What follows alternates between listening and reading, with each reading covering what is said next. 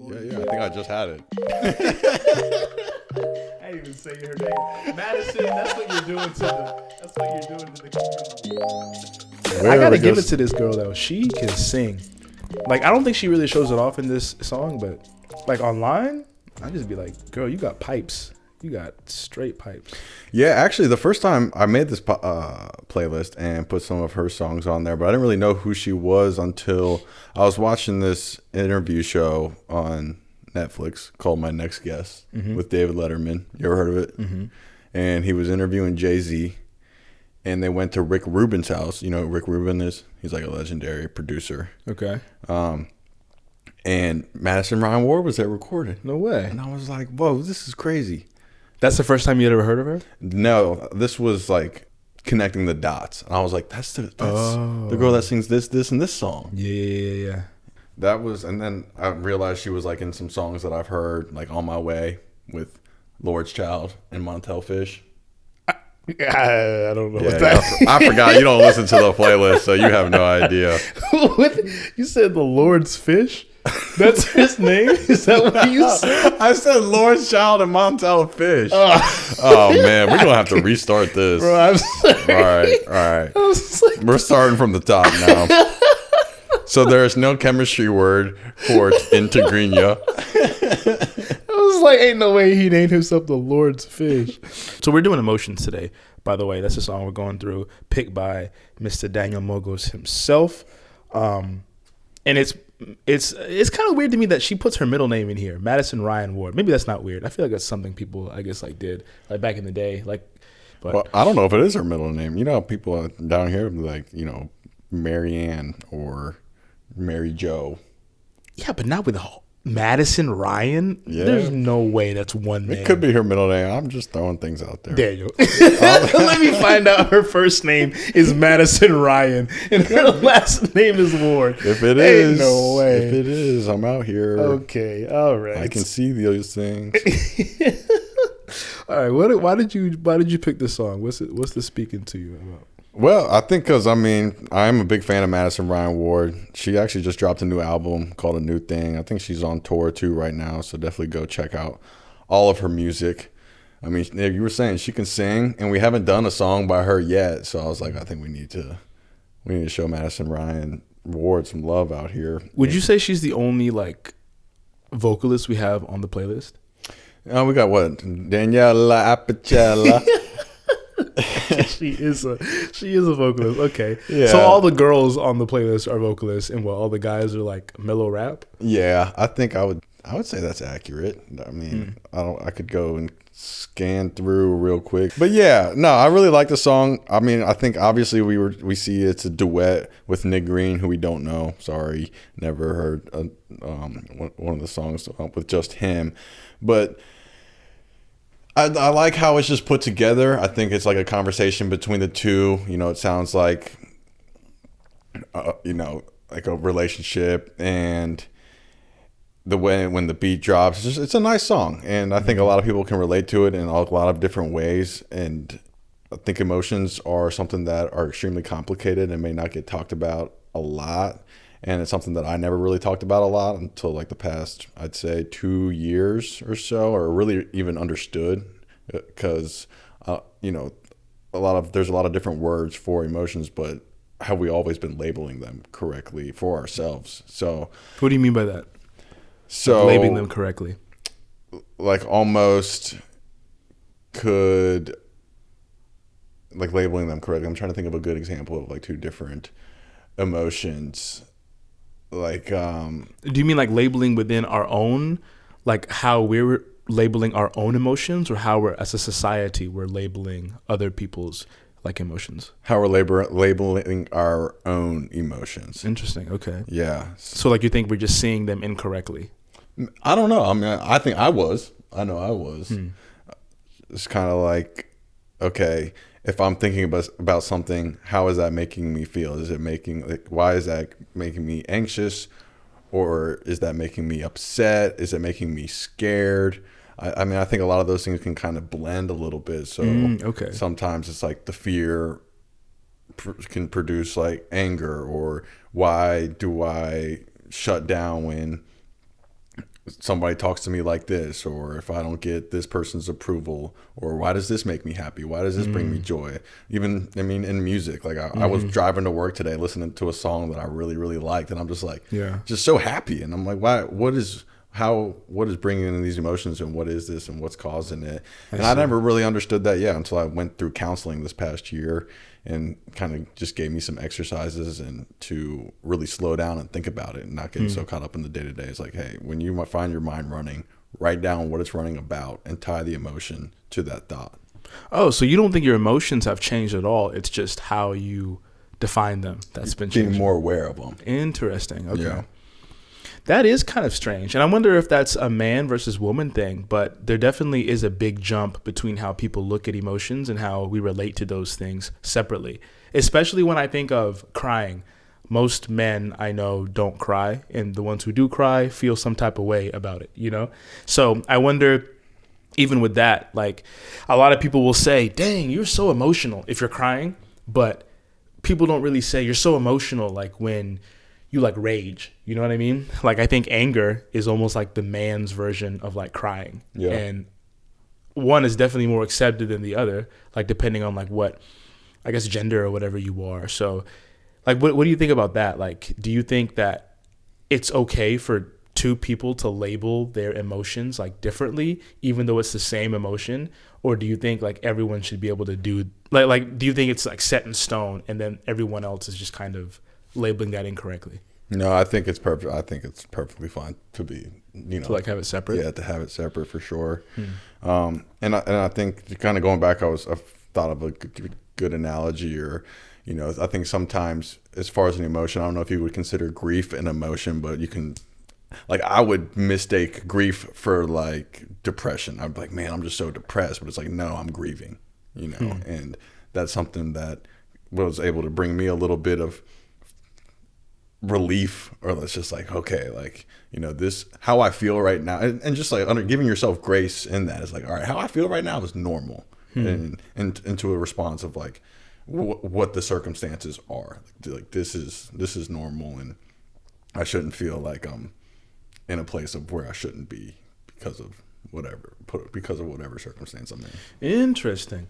Well, so do you think that's made it easier or harder for you to like get past those things? Because, for example, with the grief thing, like I could easily see how someone being sad could take that as depression or could take that as whatever. But if they're able to say like, no, like this is a normal thing that I'm dealing with, do you think that makes it easier for that person to move past that? Or do you think it's even more just like it makes it feel like they have the responsibility to overcome that themselves? Like how has that affected like you?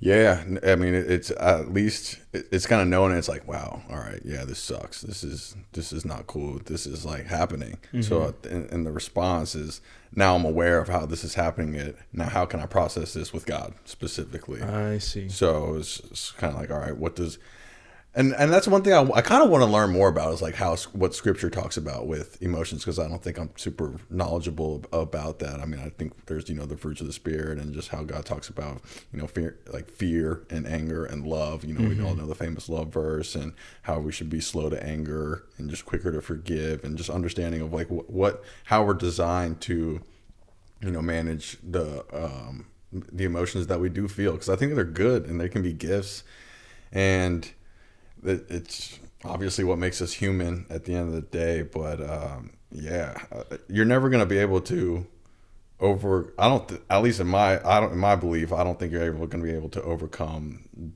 or understand your emotions without being aware of them, so then you can respond to it. Like, you're not going to bury anything. Yeah.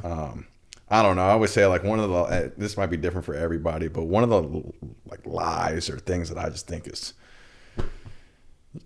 that time heals everything. And I'm like, no. Oh yeah, that's whack, it doesn't. Bro. Yeah. I actually hate when people say that, because it really doesn't. It might make you forget for a little bit, but it doesn't do any healing. In my opinion. Sure. Like, it's like, okay, that's not true. Some things for sure it can. Like, I think some things, but I think it definitely is like you gotta dissect what it is that you're going through if you really want healing. Otherwise, you're just gonna cover it up and it's gonna come back, and that's not the way to live life. But this is actually really interesting that you said it in the way that you did before the time heals everything part. But one thing I'm learning right now is that this is going to sound dumb, but that the people in the Bible are real. Like that the stories that people are going through, the issues are like very real. And I know that for a fact, but it's really hard for me to put my mind there sometimes. And I think when you fully stop and you're just kind of like, dang, these people were just like you and were just like me, you can really start to see the emotions that they had in those circumstances and how they dealt with that. And I think it kind of changes the way that you read and look at the Bible. So as you were speaking, the first thing that came to my mind was like being nervous. And I have like a lot of like anxious thoughts all the time. We both talked about how we're terrible test takers because we get anxiety and stuff through that. Right. But it's like if you stop and you think about like David, like going to face Goliath and the reality of that situation, like he's about to fight a fight that's unfightable, you know? Or you think about the men who, what was it, like I don't remember who it was, maybe the Battle of Gideon, like it must have been Gideon, whoever was fighting like the gigantic army, you know, like with almost no people, like the fear he must have had, or Moses knowing that he was going to go and speak on behalf of everyone, but knowing that like he couldn't even pronounce the words correctly, you know, like things like that, or Abraham and, you know, going to kill Isaac. Just like if you actually stop and think what those people must have felt, or Lazarus's family knowing that their person, their son, their whatever is gone. Like, I think if you can actually put yourself in that situation and realize the weight that must carry, the heartache that those people must feel, then you can really start to see like how God deals with our emotions, like in the Bible. Because I think he makes it really clear how he deals with certain situations, but I think it's just really hard to put ourselves in their shoes, because after some amount of point, you kind of just start reading the Bible as stories, you know, and that's not a good thing, but it's kind of hard not to, because you're just kind of like, all right, yeah, God, I know this is real, but like, you rose somebody from the dead for real, you know, like that's not happening at your local Walmart. You know what I mean? So I think it's hard to really stop and just be like, no, that's happened. That really happened just like that. But when you do realize that, that's when you start to really think, wow, this is a powerful, powerful, powerful story. Like, you know, somebody asks you about trust. You want to talk about trust? Like, think of like Joseph and Mary about to have a kid when you know that you guys haven't been together. That's crazy. Angel talking to you in your dream or not, that's a hard thing to do. Yeah. And if you can put yourself in that situation, then you start thinking about like, all right, how do I trust my wife? How do I have full confidence in God even, you know, that he's going to do what he said, that he's telling me the truth, even though I don't see it right now. And I think that's a blessing that some people have, or maybe that's not even fair to say. Maybe it's a blessing that some people have worked on to be able to do. But I think all of that just wraps in with what you're saying, that if you can really identify what that is and identify the exact thing that you're feeling, not only will it make it easier to be able to overcome that, but I think it'll make it easier to relate to other things that we hear and see and read, especially things from God and things from in the Bible as well. Yeah. So. Yeah, emotions are tough. Good. Yeah, they are. And like a couple of things that come to my head is just like the whole, you know, I actually just read the story about Abraham and Isaac the other day because I just restarted a Bible study and going through Genesis right now and just went through that. And I was like, this whole entire time, Abraham, like, you know, it's a faith over feelings thing. Like he was like, take your son up as a sacrifice and no questions asked, at least in what was written. You know, I don't know what was actually happened during that time while he was there, but no questions asked. And it's kind of just like your son, you're taken up to sacrifice, and just the whole faith over feelings, and God ended up blessing him. You know, he was about to do the deed and he was like, oh, hold up, like don't lay a finger on Isaac. And saved and blessed them in that. Mm-hmm. So it's just like we've talked about it before, the faith over feelings, and just like the knowing your emotions though too. Circling back to that, I mean, to loop the song in is the chorus they say over and over is like, where are we now? It's like, oh, like, you know, my thoughts are, where are we now emotionally, lost in the middle and going through motions. And I think it's kind of like when we're not focused on our emotions and knowing where we're at, we're kind of just living this life going through the motions, whether you're sad and you're just trying to just push through the sadness. You're just going through the motions. You wake up, you go to work, you get off, you get home, you wake up. It's like rinse and repeat every single day. Or even when you're happy, you might be missing out on the joyful moments in your life and whatever that is, because you're so focused on what's going to make you happy next, or what's not in order, or what's not meeting your expectations, and missing out on the beauty of this life that life gives us every single day. No, you're right. You're definitely right. And especially like when you separate that from like what God is showing you, then it just like makes it like 1,000 times worse. And we've all been there. We've definitely all been there.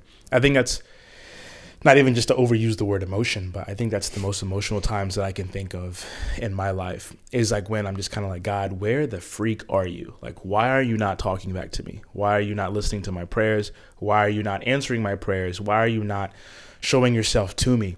And I think that's literally the most emotional I've ever been, where it's like, if there's someone I should be able to turn to, it should be God. If there's someone I should be able to call on to, it should be him. So when you're not feeling him, like, how do you not break down? You know, how do you not like struggle with that? And an example I would use is like, what if God didn't spare Isaac? You know, like Abraham's like, relax, people, we're going up to the mountain. We're going to be back in like 5 minutes. Don't even worry about it. Like, what happens if he comes down that mountain alone and it was God's will to take his son? You know, that's a whole different feeling. You know, it's like, oh, I trusted you. And what I knew for a fact was going to happen just because of my faith didn't. Like trusting God through that, I think is like where we really start to just see people like break down and people like lose it. And we have an amazing examples. Like, again, like Abraham was a good example. Job was a great example. Like people who trusted time and time and time again. But I think it can be really hard in our daily life to do that. And obviously it's funny too, because it's like God's not asking us to sacrifice our mom or our dad. Yeah, right. You know, it's like us giving up something very small in the whole realm of things, but it feels just as tough. It feels just as hard. And it's definitely like a struggle that I'm going through. And I mean, this song talks about it really well. Like this song is deep. Like this song is very heavy. It's very, very heavy. And it's very raw. It's not like I can't see someone listening to the words of this and not feeling some type of relation. If you're older than 5 years old, maybe 8, you know, nah, there was some 5-year-old who got his toy stolen at recess and felt every word of this song, bro, every single word. But it's literally like water through me like a fountain, damage, like stolen moments, like, you know, poured me over a lonely canvas, like. I feel stranded, like I'm on another planet. Like there's so many things, like what you were saying, where are we now? Lost in the middle and going through motions, being without, holding me and my emotions, where are we now? Lost with everything. Like it's just this feeling of like, help. It's almost like that's what they're screaming, like in there, like I can't be alone. Where are you? Where am I? Where are we? Like, how do we go through this together if it's only one of us? And I think that's kind of what I want us to speak about, if we can, for a little bit. Just like, how do you move on with life when you feel somewhat betrayed by God, when you feel somewhat distanced by God, and it doesn't feel like it's coming from you? Because I think there's a time in almost everyone's Christian walk where it's just kind of like, God, I feel like I'm doing the things right. I feel like I'm doing what I'm supposed to be doing in this moment, but I really just don't feel like, I feel like I'm alone. Like I feel like I'm by myself and I'm struggling. So like, help me. And I mean, thankfully, you know, God's there and the word is true. So I think you'll talk to a lot of people and they're just like, yeah, bro, I've been there, you know, like I've been, and usually it's like, hey buddy, it's you, you know, yeah, like you're the one causing it. But like, as a Christian, especially as a new believer, when you're feeling those emotions, it really is just kind of like, dang, like, so what would be, sorry, I always ask you these questions with no heads up, but like, what would be your, your advice? I'm not ready. Your advice to that person struggling with that? Oh man. So just so I'm understanding correctly, like struggling with feeling betrayed by God because, you know, they feel like they're being faithful and living out his word and just, you know, being a disciple. Mm-hmm. But then also are like, so then what are, I guess, give me some examples of like, what are the emotions, like what are they feeling in terms of like, why are they feeling betrayed if they feel like they're doing everything? I think just not feeling connected Okay. Yeah. So just something as simple as like, hey, this person's been reading every day diligently. He or she is praying to God earnestly. They're doing what they feel like God is telling them to do. They're practicing their self-control. It's not like they're out here just sinning, living a double life. They're truly in every way that they know are trying to follow God. And it just feels like they're talking to an empty wall every night, like they're struggling with things in life. It feels like they're alone. Like, what's your encouragement to those people? Sorry, heavy question. Yeah, man. I don't know, because the thing that comes to my mind is like sometimes I don't know if there is anything encouraging to say. It's almost like that's the Christian life, man. Like sometimes that's how it does feel. And what I think I can say, or at least I know, is that this moment of feeling like you're not connected or hearing from God is going to be like you'll feel like whatever it is that you think is going to bring you that connection in a way that's not from God is going to leave you off way worse than how you feeling like betrayed. Because we know, like you said, it's like, hey, at the end of the day, like it's you. Like, I don't know what the expectations are in that relationship and everything there, but that whole like what you're looking for is not going to come in any other way than what you are doing and what you're trying to live out, because those are all good things, and those are all pursuing the Lord day in and day out in ways that we're called to do, and like prayer and fasting and reading and pursuing community and confessing and repenting, and you feel like you're not seeing any fruit from it, and you're just like I have no clarity around anything, like I don't even know whatever's going on. But it's like, I don't know, my it's like, what other choice do you have? Like, what else would you do? What else are you gonna do? Because whatever it is, it's not gonna help. It's not gonna help. And sometimes, you just gotta be, it's like you gotta be just not hard, but it's the truth. It's the truth. I have to say, I really appreciate whenever you are answering a question, you never force an answer. I think I just had to say that. I appreciate, because I think a lot of times, even myself, when I'm trying to answer a question, especially a Christian question, I feel like I have to give like this cookie cutter Christian answer, Yeah. So I appreciate that it's just like a real answer. And I think that's exactly like how I feel as well. Like, it's just kind of like, being a Christian is not easy. Like, it's not easy at all. I don't know who convinced all these people it was easy, but it is not.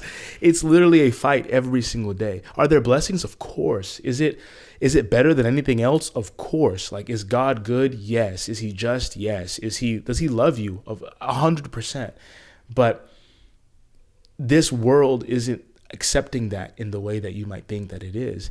And I think to be in that situation where you feel like it's crumbling around you, the world, and the only one who can hold that protection above you is God, and it almost feels like he's not there.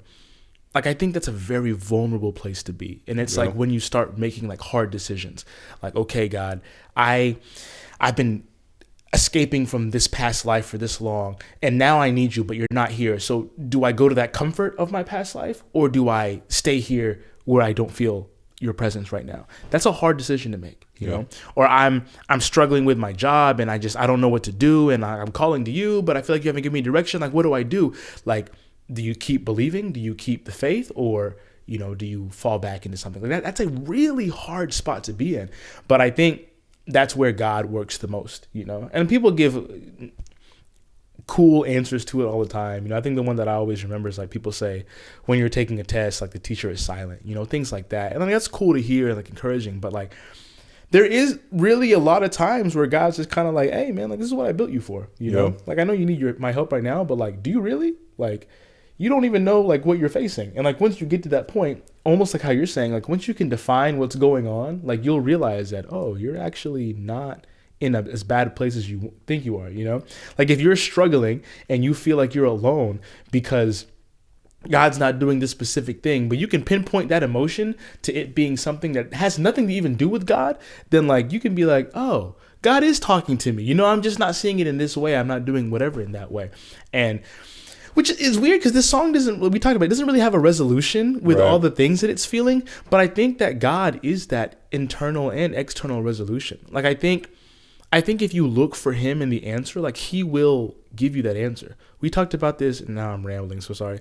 But we talked about this a long time ago in one of the first episodes, like the way, the truth, and the life, that if God is the truth, that means any question you ask, you'll find him as the answer. Yeah. You know, like if he truly is the truth, if he truly is like what is real, if you search for an answer, you will find through him. The same way, if you're lost and he truly is the way, when you search for the way to go, like he'll be there. If you're looking for the life, then you'll find him. So I just think that as a Christian, like when you're being discouraged, when you're feeling like you have nowhere to turn, just remember that the truth is going to be the truth regardless if you feel like it is or not. You know, your emotions don't change the numbers, and the numbers aren't going to lie. And those numbers very clearly show that like God is going to be there, even when it's tough, even when it's hard. And through that is where you'll really see like how God does speak and how God does show. So sorry, that was a lot, but I feel like that's exactly like that's what I've felt for a lot of years. I mean, the only thing I wanted to add to that, and I don't know if it's probably not controversy. I don't know why I think everything I say is controversial, but I mean, we can't expect God to make decisions for us and give us the answers and whatever it is that we're looking for. At least that's how I feel.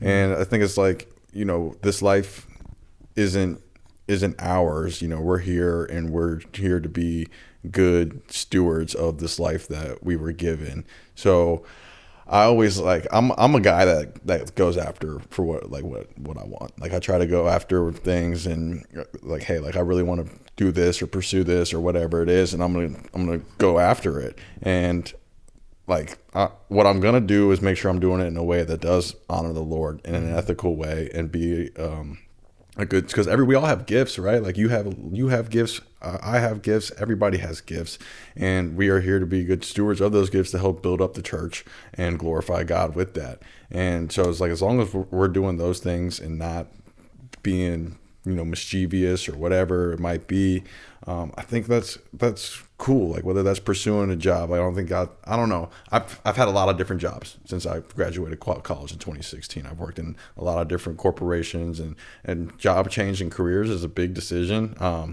And it's kind of like you're praying over something like that. You're like, God, like what do I need to do? And I honestly can't think like, you know, of a time where God was like, you should take this job. It's kind of like, no, hey, okay, the decision's like, that's on you. Just make sure you're honoring me with whatever decision that you make. Yeah. You know, in whatever way that looks like. Yeah. So, yeah, I mean, it's not like he's not a genie. And I think we've talked about that before. That's true. And we demand a lot from him. Yeah. We really do. God, make me feel better. Make me feel good right now. What's going on? Like, why am I uncomfortable? Like, make my life whatever. And you're right. I think he leads us and guides us, but he gives us the ability to do what we want to do.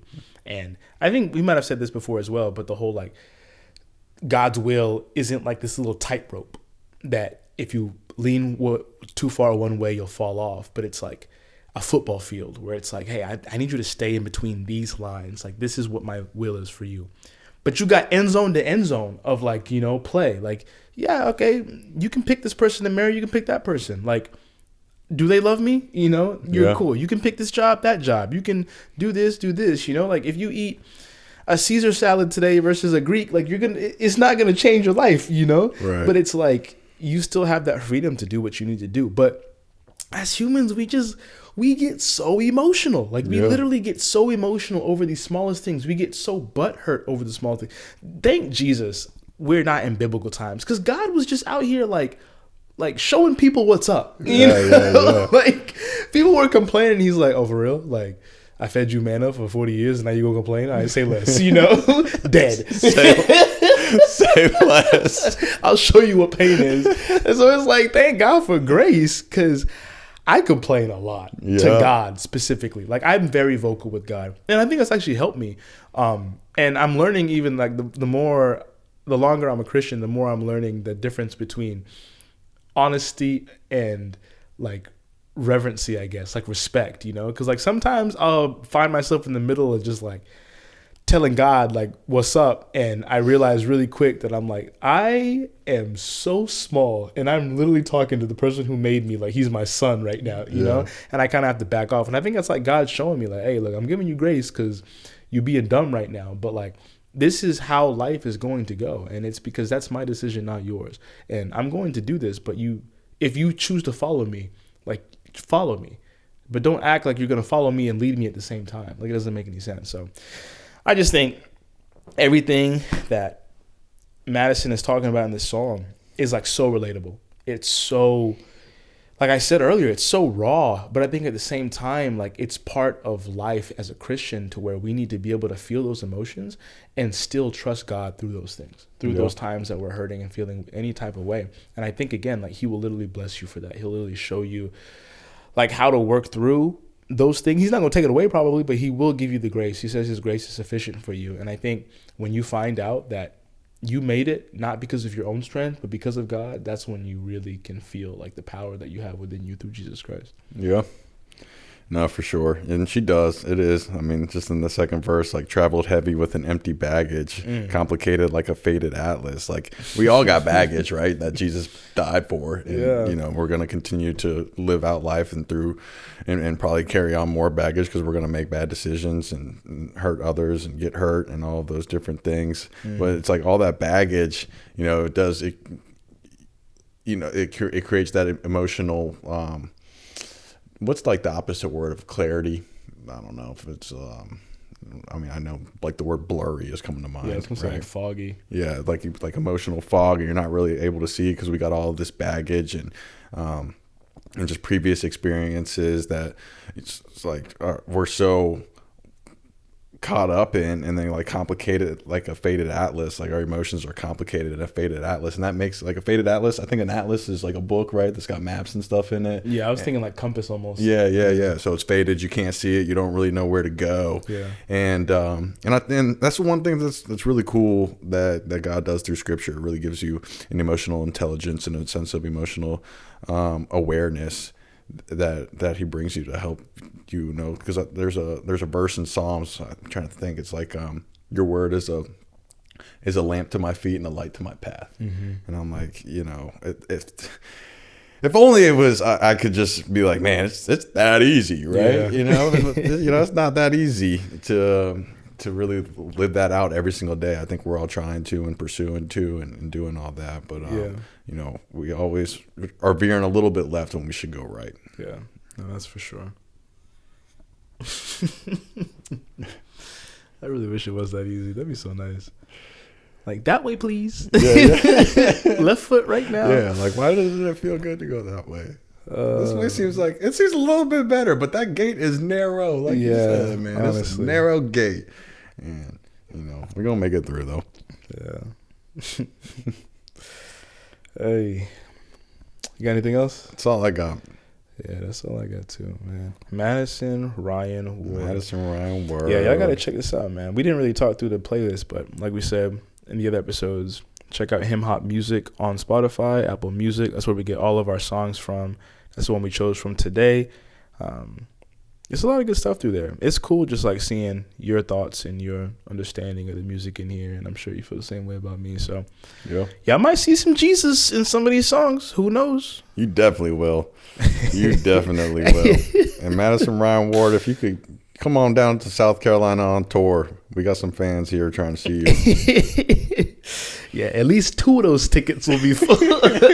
Can't promise you the other ones, but at least 2. Nick Green, you come down too, man. Yeah, you come down too. Nick, we got to put some respect on him, bro. We do, because I mean, it was a nice song for real. Like the way they played off each other, they did a great job making the song, Nick. We don't forget about you, man. I'm sorry. Oh man. All right. I guess I'll pray us out. Yeah, pray us out, man. Sweet. Jesus, we just want to thank you so much for who you are, and just thank you for allowing us to be here today. Thank you for just giving us time that we can talk about you in a way that's passionate to us through music and just through understanding each other day by day. We know that life is hard. We know that things happen, and we really just kind of left sometimes in this bundle of emotions that we don't know what to do with. Sometimes we don't know where to go. We don't know what to say. We don't know how to feel. We don't know who to talk to. So we just ask that in those times that you remember that, or you remind us that we should just look to you. You remind us that we should talk to you and that we should just trust you in everything that we do. I feel like sometimes we forget who we are. We forget what our purpose is. And sometimes we just go astray from like what you're trying to show us. So we just ask that in those times that you help us to see, that you help us to remember, and you help us to trust in you among every single other thing that we should be doing. Thank you for Daniel. Thank you for allowing us just to spend this time together. Thank you for allowing us to do this thing that we're both passionate about. Thank you just for the opportunity just to be able to listen to music that glorifies you, that we'll be able to truly sit here and just learn and grow together with you. We really hope that someone that's listening, it's helping them the same way that it's helping us. We ask that you just help us with our words, help us with our thoughts, that all the things that we say will glorify you, and then all the people that we might be reaching will see you in the things that we talk about here on this podcast. We love you, and we're grateful for you. And again, we love you not just for what you do, but for who you are to us every single day. In your name we pray. Amen.